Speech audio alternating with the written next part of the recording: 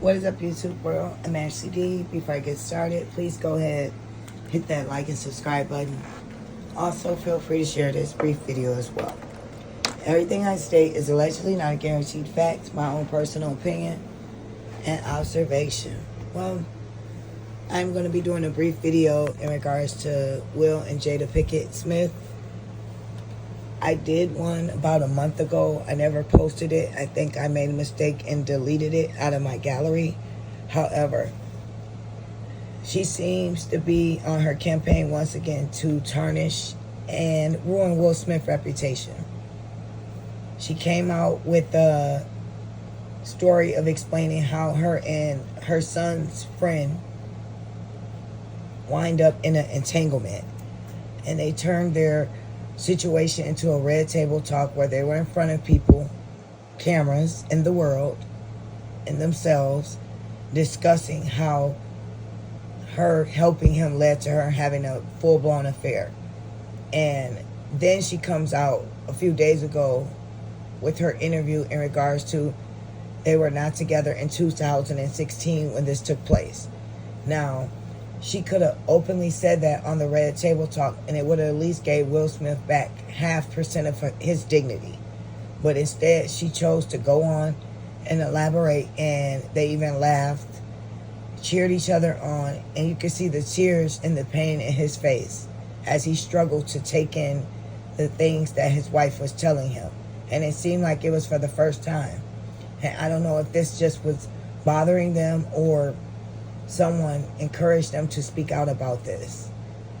So long story short, he came back out and said it was his allergies. He had a long flight that day, and that's why his eyes were red.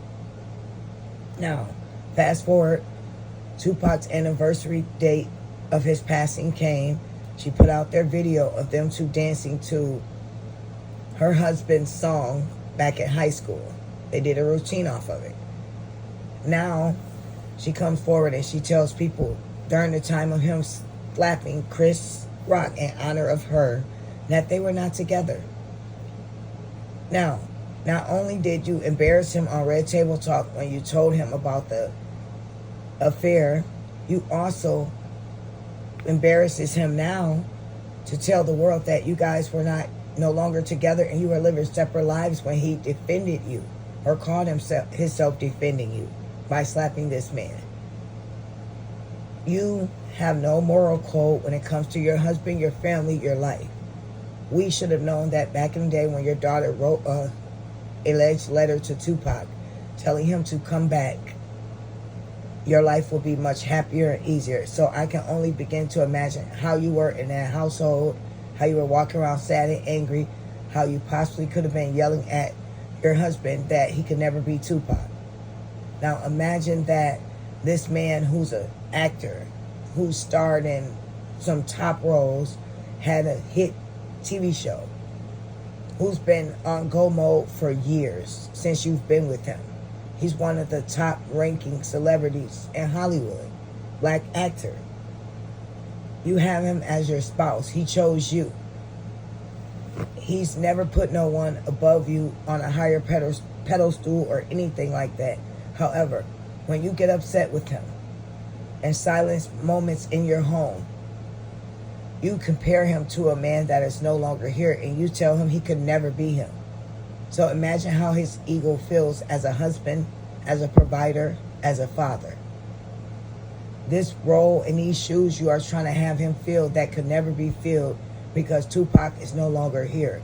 So imagine how you would feel as a significant other for your spouse to continue to compare you to someone that is unalived and that you never had a chance to meet those expectations of that person because they are no longer here. That person never had a chance to see their life out, see how it ended up, see who they ended up with, or what happened along the way in their career because they passed at such a young age.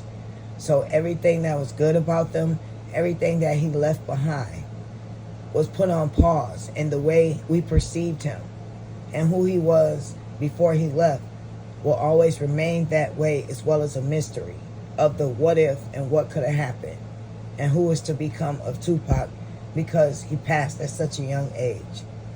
And you would think that she will honor her friend privately, respectfully, because now she's been married for so many years.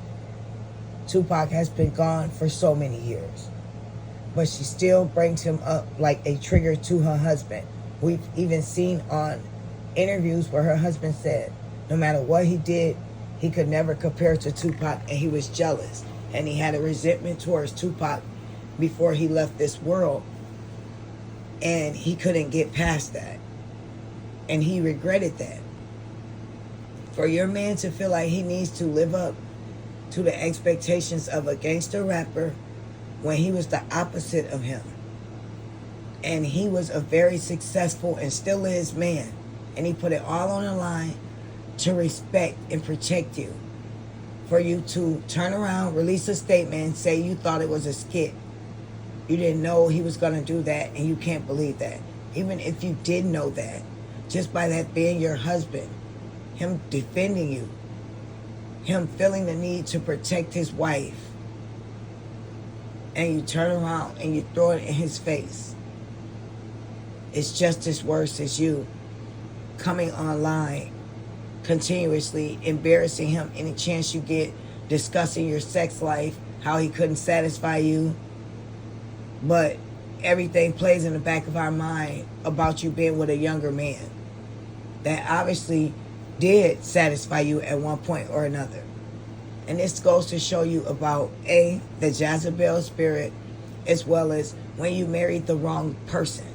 One of the most important things you could ever do in your life is choose a wife, choose a life partner, or a husband. You have to be careful that you choose accordingly. You choose someone that will protect and honor you. No matter if you walked away on mutual grounds, this person will uphold your reputation to the world, because that's how we perceive you, in a respectful light. Just like you've held hers. Just like we know that she was the dream girl that you always wanted. Just like we know you walked away from your marriage from your first wife to be with her, and immediately you pursued her as soon as you got into the divorce. You allowed your lustfulness, Will Smith, to get in the way and cloud your judgment of reality. You saw her in your eyes as one way. And that's what you wanted to marry. That's what you thought would complete you. You let go of your already made family with your ex-wife and your son to pursue this woman. And ever since then, it has been a roller coaster journey, and we have all been on it with you. We have seen you get embarrassed numerous of times by the lady that you chose over lust, over values, over morals, over common sense, over integrity. And that's why it is very important to use this for a prime example of when you choose wrong, when you choose lust over logic. It is important to anyone that is entering into a relationship.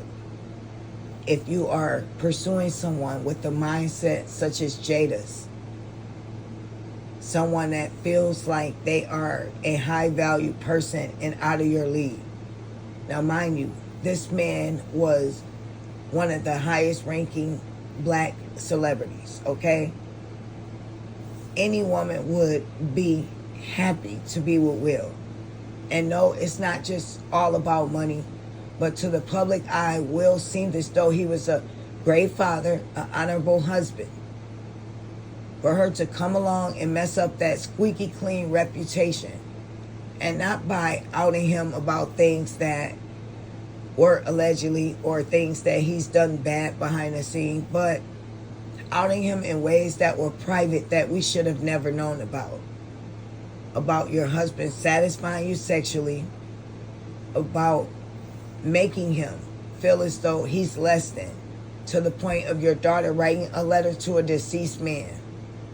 And now you go on national TV on an interview once again, and you tell everyone that you guys were not together during the slap, as well as the infidelity.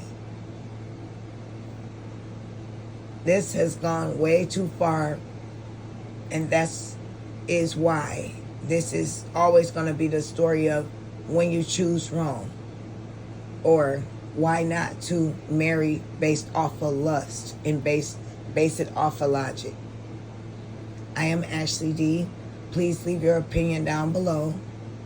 Excuse my raspy voice. Kind of under the weather a little bit, on and off. It's coming back.